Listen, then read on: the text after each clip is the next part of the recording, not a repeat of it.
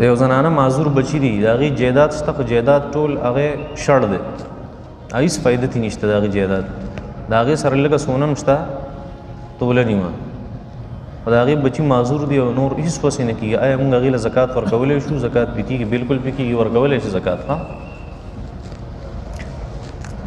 دا وایي د یو کال نه ستاسو درس قرآن اورمه ډېر په شوق باندې اسلام آباد کې بیا ستاسو د تفسیر د وجې ما یو ځای کې تفسیر او ترجمه ووي بیا د هغې نه پس ما خوب ولیدو ما په خوب کې ولیدل چې ما ته څوک وایي چې الله نور السماوات والارض دې څه مطلب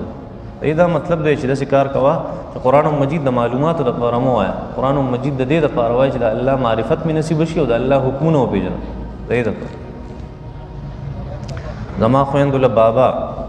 دوه تولې کالی کړی دی په هغې زکات شته که نشته نه که نور شرایط پکې بیا پې شته ګینې نشته څه مطلب دی 2 تولې زکات ته 2 تولې سونه د یو زنانه سره ده او نقد روپۍ هم ورسره شته نقد روپۍ دا مطلب دی چې د دې ضرورت نه سیوی او جمعی نقد روپۍ دا مطلب دی چې د دې ضرورت نه سیوی ورسره پرتي او جمع کړي که لږي که ډېري که لږي که ډېري بیا پې زکات شته ګینې زکات پې صرف په 2 تولو سونه باندې زکات نشته مونږ اصلا سیدان یو او زما خویندې هغه ډېرې زیاتې کمزوري دي نو مونږ له زکات ورکولی شو که نه شو ورکولی واقعي که تاسو سیدان یې په تاسو باندې زکات نه کېږي ښه تاسو له به څوک زکات نه درکوي ځکه حدیث شریف کې راځي نبي علیه السلام فرمیل چې دا زکاتونه چې دي دا په مونږ باندې الله جل شانو حرام کړي دي ولې دا د خلکو د مالونو خیری دی په مونږ باندې دا ګنده مال الله جل شانو نه نبی علیہ السلام خاندان له زکات نشي ورکوي نور خو سره کوه کنه صدقه کوه نور خیال ساته ضروري خو نه صرف زکات نبی علیہ السلام فرمایل ان فی المال لحقا سوى الزکاه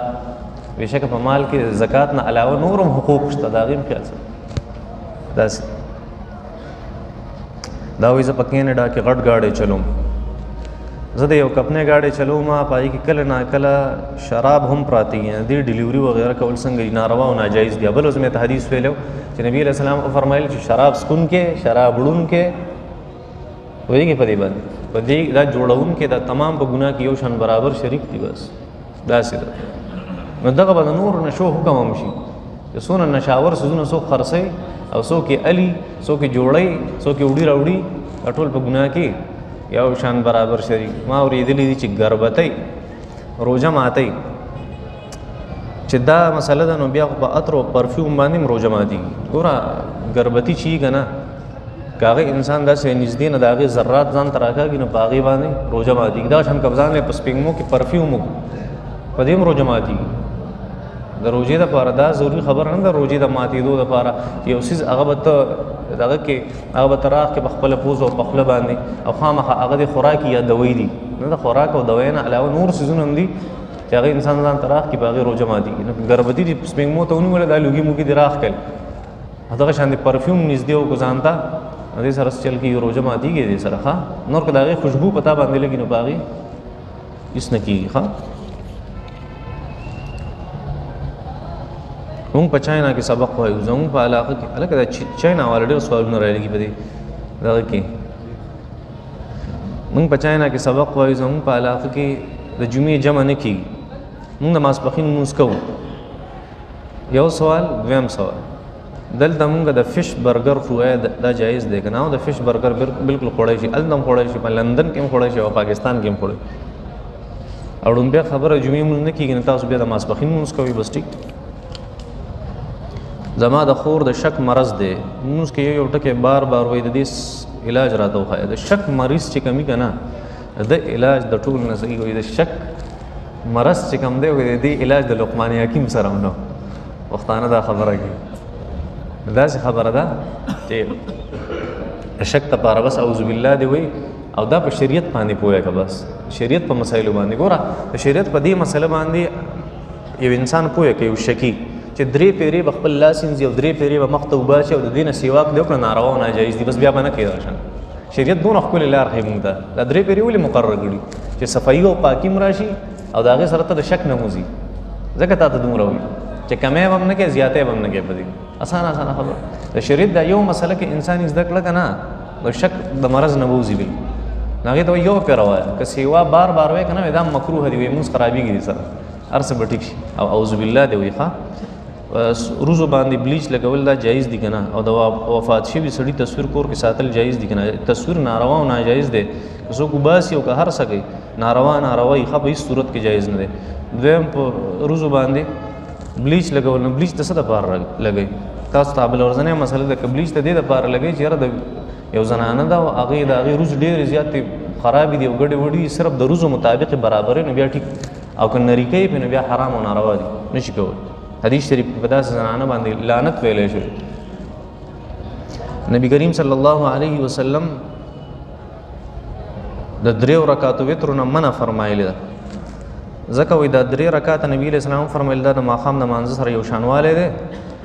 نو اوس مونږ څه وکړو؟ مونږ د شوافیو په شان وتر وکړو او که نه 1 رکعت وتر کوو؟ نبي علیه الصلاۃ والسلام بالکل دا صحیح روایت دی په ابن حبان کې دی چې 3 رکعاته وترو نبي علیه الصلاۃ والسلام منع فرمایلی. خدا ابتدایي امر د دین پس بیا نبی علیه الصلاۃ والسلام طریقه بدله شوه. وایي په دې باندې بیا نبی کریم صلی الله علیه وسلم په یو سلام باندې به 3 رکعاته وتر کول، په یو سلام او په 2 قاعدو باندې. ناغړومبه حکم هغه محققین حضرات فرمایي چې هغه سه منسوخ شوی دغه ابتدایي امر وها بالکل صحیح حدیث دی. ځانې کې یو سړی هغه زکات نه ورکړی او حج نه کړی، اوس بوډا شوی خو غریب شوی دی، اوس ولا څه پکار دي؟ بس یو پینکې پیدا کو پینکی وخه او بس توبه استغفار وسره کوه. صحیح ده، په وخت باندې یو کار پکاري. ها ځکه حدیث شریف کې راځي چې اغتنم خمسا قبل خمس، د 15 کارونو نه مخکې 15 موقع چې کوم دي هغه ځان دپاره څه وګڼه؟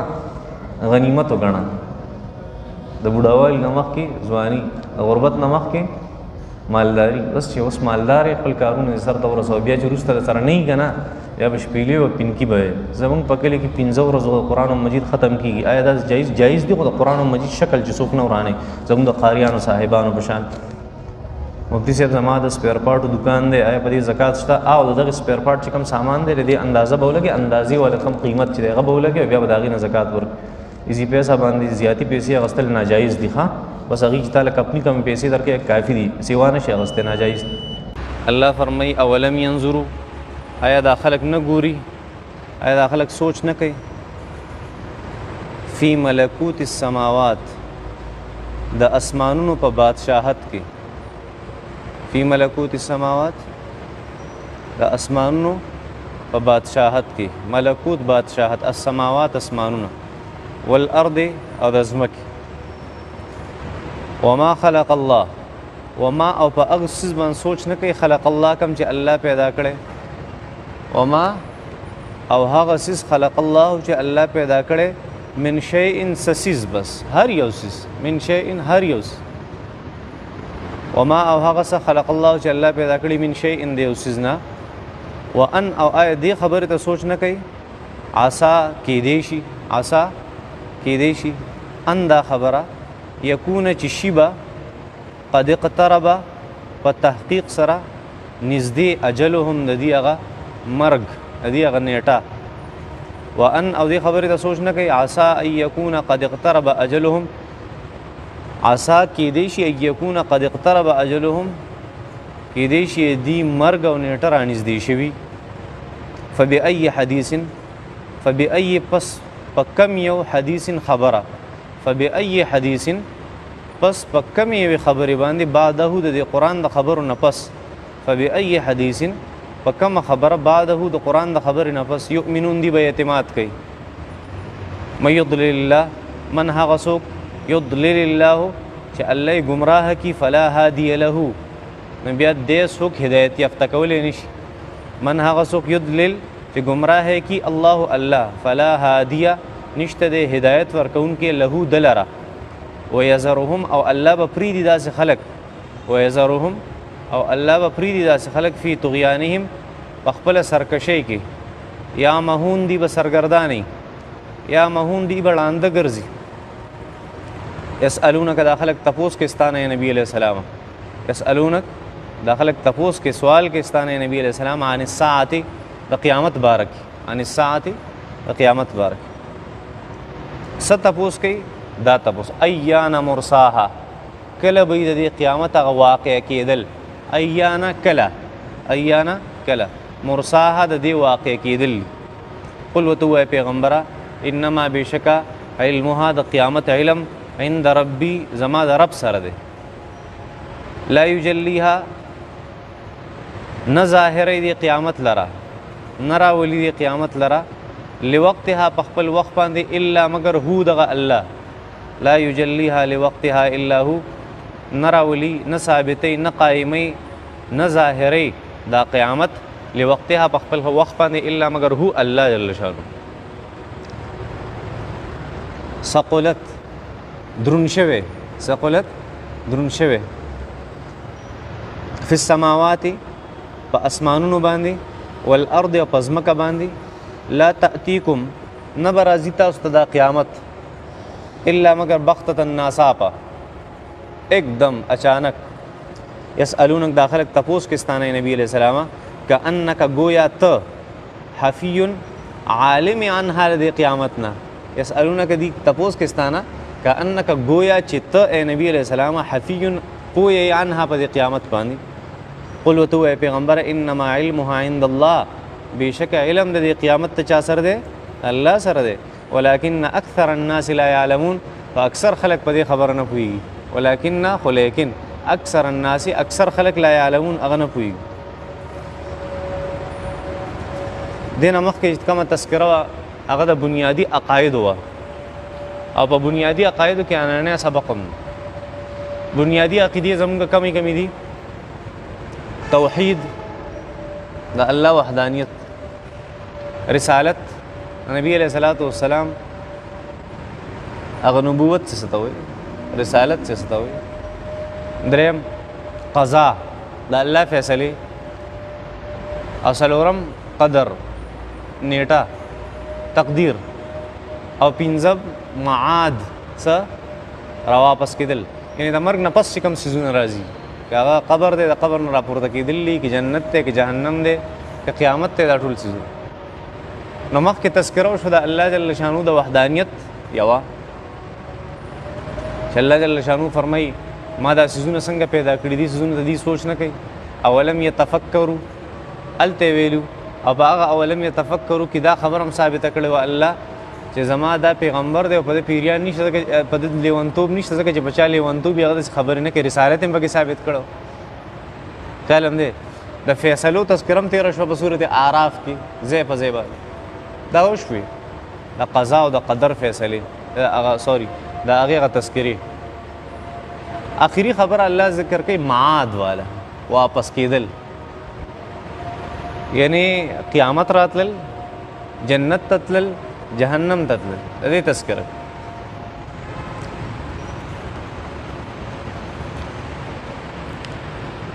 الله جل شانو فرمای لومبه خبره اولم ينظروا في ملكوت السماوات والارض آیا دا خلق دې ته سوچ نه کوي چې زما د اسمانونو د ځمکې بادشاهي څنګه ده دا اوس ګور الله جل شانو خپل وحدانیت او خپل قدرت او خپل طاقت بیانوي اوس نو دا څلور خبرې مخکې تیرف اولم ينظروا آیا دا خلق نه ګوري فی ملکوت السماوات اسمانونو بادشاهت ته والارض او د ځمکې بیا الله فرمایي وما خلق الله من شيء او هغه سیسته دویمه خبره او هغه سیستم سوچ نه کوي کوم سیستم ما پیدا کړي هر یو چیز چې ما پیدا کړ الله فرمایي هغه تم سوچ نه کوي چې ځان نه خونه کی دریم الله فرمایي وان او دې خبره تم سوچ نه کوي عسى ان يكون قد اقترب اجلهم چې دې مرګ هغه کې دې شرانیز دي دې ته سوچ نه کوي دا دومره قیمتي خبرې دا درې کنه چې دې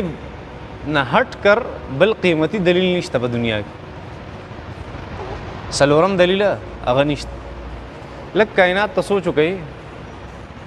یو عام انسان چې زه به ویم چې هغه ایتیست ولې نه دهري ولې نه چې الله سره مني نه هغه وي بیا هم سشتا چې دا هر څه چلی یو طاقت شته بس الله نه منو څه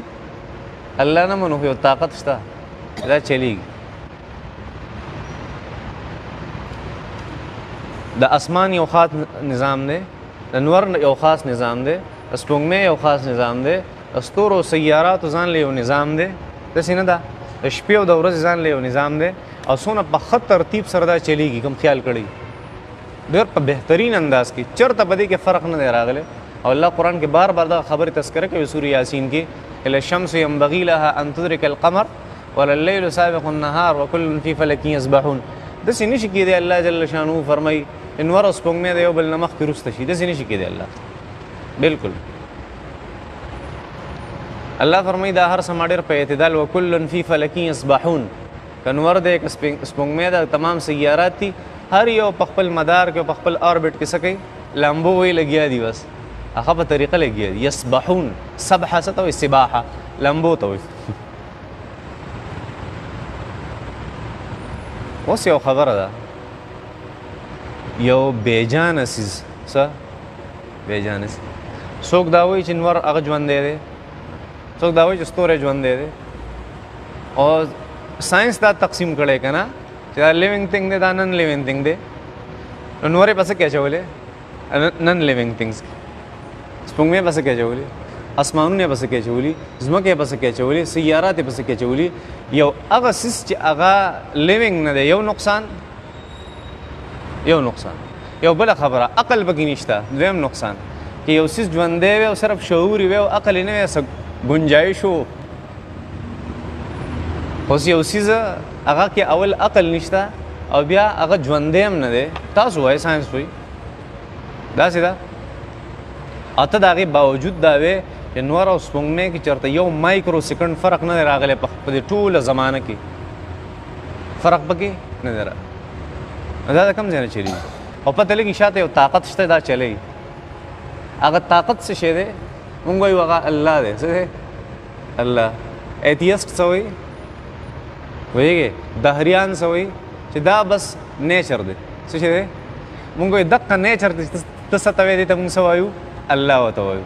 او تا ولې صرف د نیچر نوم ورکو د قدرت مونږ ولې د قادر نوم ورکو فرق دقه دی تا ولې د قدرت نوم ورکو نیچر قدرت ته وایي او مونږ ولې څه نوم ورکو د قادر نوم ورکو قادر ذات څوک دی الله جل شانه نه دی نو ولې هسې خبرې کوئ دا مونږ هغې ته وایو دا یو خبره دا مونږ مسلمانان یو مونږ ټول منو دا خبرې خانه دا یو ډېره عجیبه خبره ده الله جل شانه فرمایي د ځمکې اسمانونو دی بادشاهت ته خیال نه زما د ځمکې اسمانونو بادشاهت څنګه دی دا الله خپل توحید ذکر کوي بیا وایي وما خلق الله من شی دا د ځمکې اسمانونو خبره نه ده الله فرمایي په هر یو څیز باندې چې ما پیدا کړی هغې ته لږ سوچ وکړئ هغې ټولو کې دا مسله ده خیر دا یو ډېره زیات قابل تشریح جز د آیت دی او دې کې نه ورننوځو بیا رانه ټول سبق پاتې کېږي وان عسى ان یکون قد اقترب اجلهم او دې ته هم سوچ نه کوي الله جل دا اوس معاد والا خبره ده اخوا د مرګ خبرې شروع شو وایي دې ته هم سوچ نه کوي کېدی شي دې خلکو مرګ رانږدې د مرګ نه څوک انکار کولی شي نشي کولی نه پته لګي دا هر څیز دا له ځان نه کېږي دا څوک کوي څه چل دی مرګ خو هسې نه راځي څه یو فورس په د مخالف سمت نه که نه د هغې د وجې به یو څیز فنا کېږي یا ختمېږي هسې خو نه کېږي الله جل شانو فرمایي دې ته دا خلک دا سوچ نه کوي دې ته چې په دې باندې مرګ کېدی شي رانږدې نو دوی ولې غلطې خبرې کوي مرګ یې رانږدې دی ځمکې اسمانونو د بادشاهت نه اولې ګورې اولې دا ثابته کړه چې زه یم ګورې او بیا وروسته وي زه په تاسو مرګ هم راولم دې دپاره ورته ووي چې دا خلک لږ سړي شي برابر شي نو اولې خپل دلایل ورکړه ځان یې پې ثابت کو او د هغې نه پسې ورته څه وي اوس یری الله جل شانو طریقه ده دا طریقه د الله جل شانو ما او تا ته ښایي چې ته د چا تربیت کې څنګه به کې اول به دا خبره ثابته چې زه تا ته څه ویم که نه نو ستا مخلص یم اثر ته ویم دا ستا مخلص یم چې کله د هغه دا ذهن سازي وشي بیا چې ته هغه ته څه وی بس هغه به کوي هغه دا طریقه ده تربیت خیر ډېرې خبرې دي هغه طرف ته نه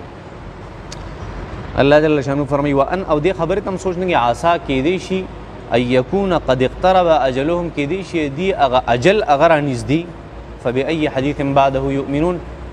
اوس د قرآن مجید چابي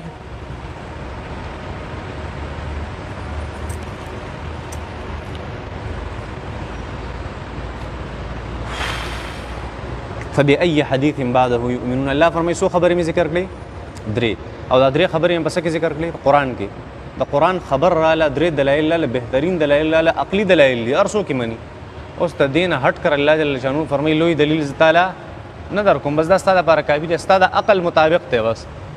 وایي تا نه منې خو جدا شي نو فبأي حدیث داسې کومه خبره وي بعده د قرآن نفس یؤمنون چې دا خلک به په اعتماد وکړي. قرآن نه علاوه څه بله دونه چوته خبره خو نشته چې خلک په اعتماد وکړي. الله کلام دا یوه خبره وه چې الله جل شانو په هغې کې لږه تذکره هغه د خپل وحدانیت کوله او د هغې سره یې لږه تذکره هغه د معاد کوله. نو دا زموږ هغه بیسک څه دي هغه عقاید دي چې الله جل شانو یې مونږ ته ښیي. بیا الله جل شانو فرمایي اوس څوک نه مني دا خبره اعتماد نه کوي نو من یضلل الله فلا هادي له. اوس په الله که یو سړی دې باوجود نه مني نو پته لګي چې د په حق کې فیصله د ګمراهۍ شوي او الله جل شانو چې فیصله وکړي چا په حق کې چې دی به تباهي بس هغه تباه دی. که بیا هر څومره لوی یو هادي راشي یو هدایت والا لاره ښودونکی راشي یو سم انسان راشي یو سم ذات راشي خو دته بیا سمه لاره نشي برابرولی چې الله جل شانو فرمایي زما د دونه تفصیل باوجود دې خبره نه مني او اعتماد نه کوي. پوهېږئ نو من هغه څوک یضلل الله چې الله یې ګمراه کي فلا هادي له نشته بل هدایت کوونکی د دپاره. ویذرهم او الله جل شانو داسې خلک پرېږدي فی طغیانهم په خپله ګمراهۍ کې یعمهون بیا دې سرګردانه ګرځي هېڅ ورته نه ښکاري. دونه خراب شوي دونه ګناهونه یې کړي که نه د دې زړونه هغې ته اوس تالې لګېدلي یا په دې په زړونو باندې پردې دي یا د دې زړونو زنګ نیولې روغه خبره پې اثره نه کوي. دا الله جل شانو جل شانو فرمایي د قیامت تذکره کوي. تاسو ته مې بنیادي عقاید ذکر کوي دا اوس معاد هغه خبرې دي. معاد را واپس کېدو ته وایي. انسان مړ شي بیا را واپس کېږي واپس په ژوندی کېږي ته معاد وایي. دا د هغې تذکرې دي. الله جل شانو کې یسألونک دا خلک ستا نه تپوس کوي نبي علیه صلات وسلام عن الساعة د قیامت باره کې ایان مرساها دا قیامت په کله واقع کېږي. دا د یهودیانو دا د عیسیانو دا د مشرکانو دا د عادت دی د خلکو چې دوی همیشه داسې سوال کوي د هغې سوال په جواب باندې انسان قادر نه وي او خصوصا پیغمبر پې قادر نه وي. بلکل دې څوک نه پیغمبر ته اوس وایي قیامت په کله راځي. د یهودیانو یو ډله راغلی و نبي کریم صلی الله علیه وسلم له وایي که ته د الله جل شانو صحیح پیغمبر یې مونږ سره د پخواني کتابونو د تورات او د انجیل او د زبور او د صحایف علم دی خپل علما یې هم راوستي او مونږ ته پته ده چې قیامت په کله راځي خو ستا نه دا تپوس کوو چې ته راته ووایې چې قیامت په کله وي. نبي علیه السلام فرمیل الله جل شانو ما ته وحی وکړي زه به درته ووایم. الله جل شانو وحی نازله کړی نبي علیه السلام دا خلک ستا نه تپوس کوي چې قیامت په کله وي. الله جل شانو ته وفرمیل ای مسلمانه ته ته دا خبره وکړه چې دې علم د چا سره دی د الله جل شانو سره. الله نه غیر د بل چا سره علم د قیامت ته راتلو نشته چې دا به کله راځي ایګزیکټ چاته پته نشته علامات دي بس. حضرت جبریل علیه صلات وسلام چې کله راغلی و که نه مشکات شریف کې چې کوم لومبی روایت دی په هغې کې چې تاسو وایئ بیا انشاءالله نبي علیه صلات وسلام له صحابه کرام ناست و. حضرت عمر رضی الله تعالی عنه فرمایي یو سړی راغی او سړی داسې و چې شدید بیاض الثياب شدید سواد الشعر لا يرى عليه اثر السفر ولا يعرفه منا احد حتى جلس مع النبي صلى الله عليه وسلم فاسند ركبتيه الى ركبتيه ووضع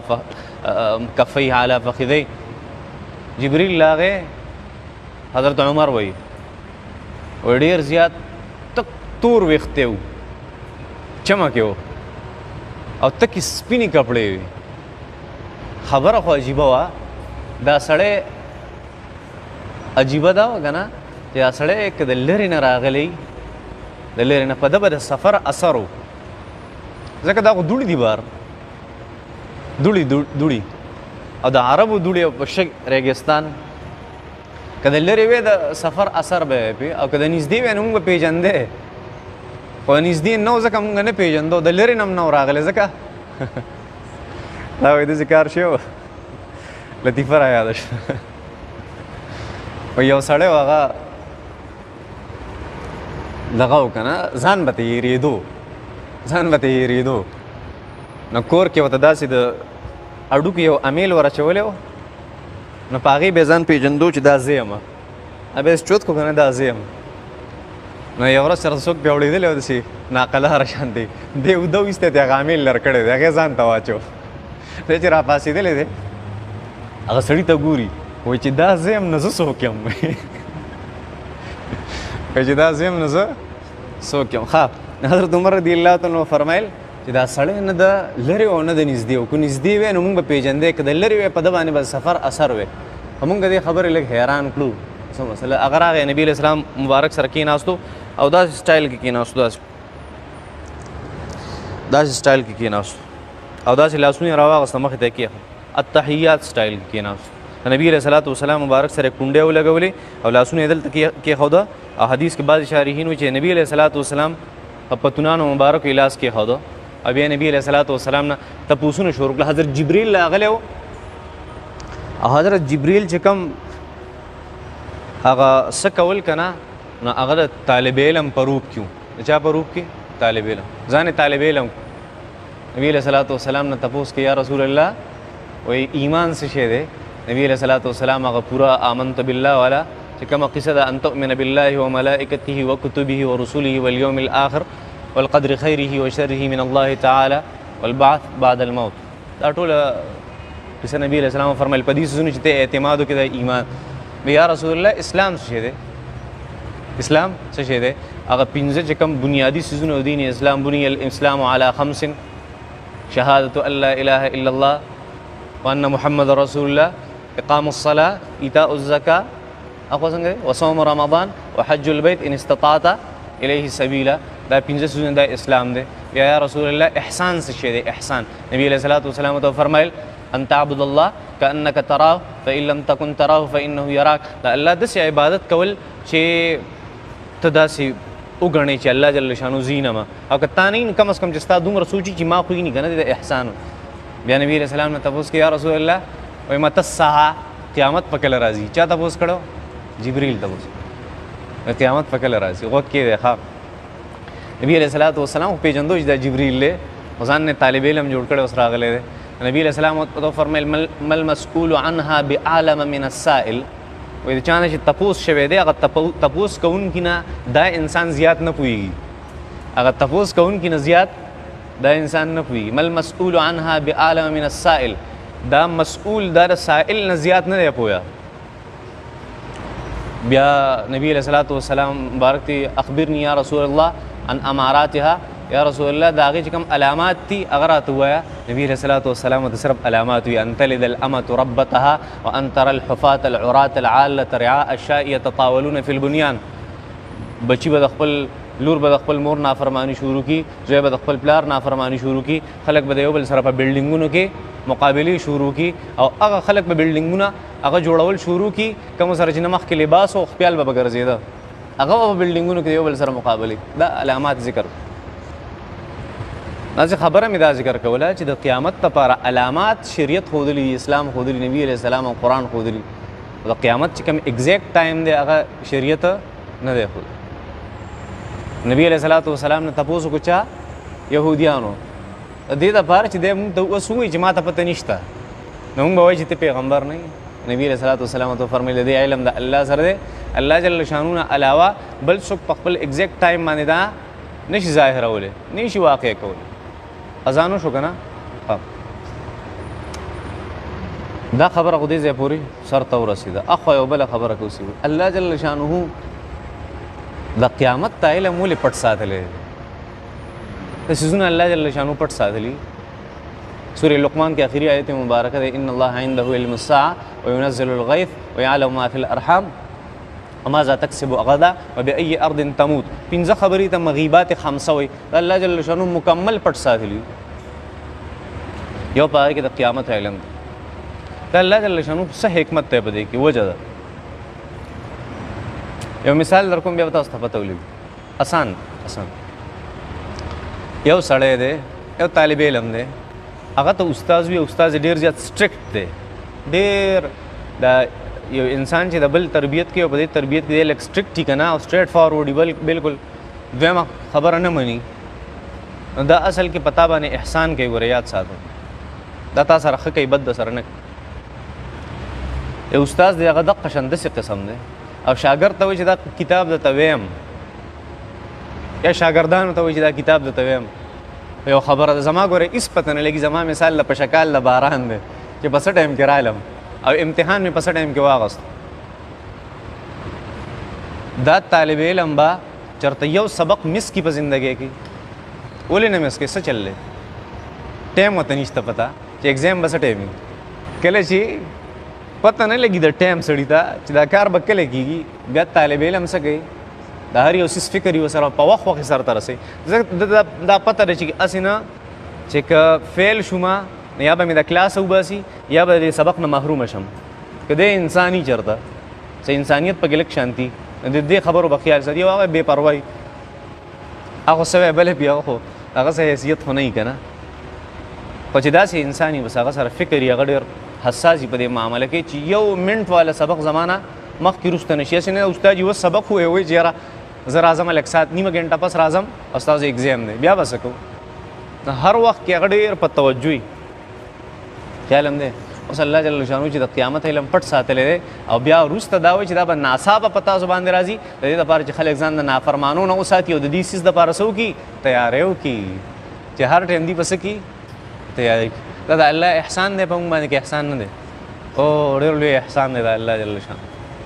څنګه چې دې استاد احسان او په خپل طالب علم باندې دغه شان دی الله جل شانو احسان دی په خپل مخلوق باندې چې قیامت ته پټ کړی دی د دې دپاره چې دې هر وخت کې صحیح مستعد دي تیاری بس د دې خبرې دپاره. دا یو حکمت په دې کې ښه ډېر حکمتونه دي په زرګونو. او دا مې هسې کم چې اسانو بس هغه مې ته ذکر کړو. الله جل شانو فرمایي یسألونک ای نبي علیه صلات وسلام حدیث نه تپوس کې یعنې ساعت د قیامت باره کې ایانا مرساها ایانا کله مرساها د دې هغه واقع کېدل دي. مرسا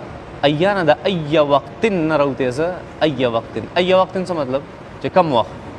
ای وقت څه مطلب کم وخت. خیال هم دی. او مرساها د دې واقع کېدو ته وایي. یو څیز چې کله درون او هغه په یو ځای باندې مضبوط دي ته څه ویلی شي ارساء ورته وایي په عربي څه ورته وایي ارساء. دې ته څه وایي والجبال ارساها. مونږ په دې ځمکه باندې څه والي غرونه م والي ارساها. نو ایانا مرساها د دې قیامت ته واقع کېدل به کلي چونکې قیامت یو درون څیز دی وروسته به راشي انشاءالله ورپسې لږ ګوره ښه الله جل شانو فرمایي د هغې د وجې نه دې دپاره دا لفظ الله جل شانو د واقع کېدو د وقعه لفظ هم د عربی لفظ دی. ثبتا یو څیز ثابتې ده دا هم د څه لفظ دی د عربی هغه الفاظ استعمال نه کړه کوم چې دلته مناسب لفظ الله جل شانو استعمال. قل ورته ووایه پیغمبره انما بېشکه علمها د قیامت علم عند ربي زما د رب سره دی لا یجلیها لوقتها الا هو لا یجلیها نشي ظاهرولی دا قیامت نشي ثابتولی دا قیامت نشي واقع کولی دا قیامت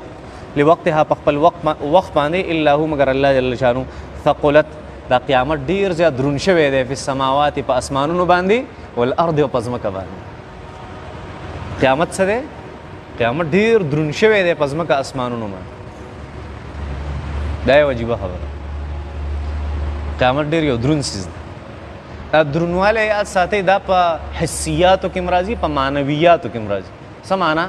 یو څیز که هغه حسي وي حسي دا یو حسي څیز دی ټچ کېږي ځای هم نیسي برابر دی یو ماده ده دا یو حسي څیز دی دا هم درون کېدی شي.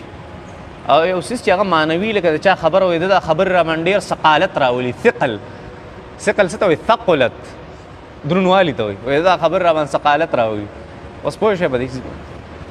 الله جل شانو فرمایي ثقلت د قیامت ته واقع کېدل دا خو یو معنوي څیز دی. اوس دا خبره الله جل شانو ذکر کوي د قیامت ته واقع کېدل دا درانه دي فی السماوات په چا باندې په اسمانونو باندې والارض او په ځمکه باندې. ولې درانه دي؟ اسمانونو هم په دغه ورځ باندې څه شي ټوکړې ټوکړې شي ستوري به هم په دغه ورځ څه شي ابه راوغورځي ځمکه به څه شي ځمکه به هم ختمه شي. یوم تبدل الارض غیر الارض اذا الشمس كورت واذا النجوم انكدرت اذا الشمس كورت دا به انور هلي واذا النجوم انكدرت دا به ستور هلي واذا البحار سجرت دا به سمندرونه هلي واذا الجبال سيرت دا به غرونه هلي. الله جل شانو یې تذکره ځمکې هل یوم تبدل الارض غیر الارض د انسانانو الله جل شانو فرمای یوم ترونها تذهل كل مرضعة عما ارضعت وتضع كل ذات حمل حملها وترى الناس سكارى وما هم بسكارى ولكن عذاب الله شديد. دا يوم يكون الناس كالفراش المبثوث وتكون الجبال كالعهن المنفوش. ارسب داسې والوزي انسانان مو والوزي. دا درون کار دی که سپک کار دی ډېر خطرناک. نبی کریم صلی الله علیه وسلم فرمایل یو سړي به نوړی چوته کړي خولې ته او نږدې کړي بي او د ده نوړی او د ده په منځ کې به قیامت حایل شي ختم. بیا به نوړی ته الله پرېږدي. یو دکاندار نبی علیه السلام فرمایل هغه قینچي چوته کړي کپړه به کټ کوي هغه به کټ کېدو د کپړې ته الله جل شانو پرې به نه دي. قیامت به راشي منځ یو باو تاو به کوي یو ګاک او یو دکاندار الله جل شانو به دغه باو تاو تپری نه یو به پیسې را لیبل به پیسې لیدي ته به الله جل شانو پری نه داسې ناصابه برس نو ثقلت درون شوی دی په سماوات په اسمانونو کې والارض او پزمکه کې سمته علی السماوات والارض وایي په دې باندې ځان له نحوی بحث ته ځخه نه کو ثقلت درانه شوی دی السماوات په اسمانونو والارض پزمکه باندې سبا ان شاء الله